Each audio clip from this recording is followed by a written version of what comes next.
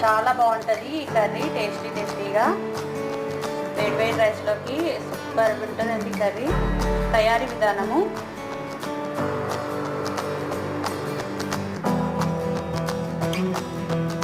ముందుగా పచ్చి మ్యాంగో కర్రీకి కావాల్సిన పదార్థాలు.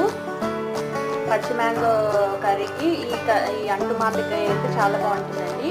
అంటు మామిడికాయ తీసుకోవాలి. తర్వాత 3 టమోటాస్ తీసుకున్నాను. తర్వాత 6 పచ్చిమిర్చి తీసుకొని ఇలా చీలికలుగా కట్ చేసుకున్నాను. తర్వాత 3 ఆనియన్స్ చిన్న ముక్కలుగా కట్ చేసుకున్నానండి. ఇవి మెయిన్ ఇంగ్రీడియంట్స్. ఇక ఉప్పు, కారం అవన్నీ మసాలాలు చూపిస్తానండి. తయారీ విధానము: ఇప్పుడు అంటు మామిడికాయని చిన్న ముక్కలుగా కట్ చేసుకోవాలండి.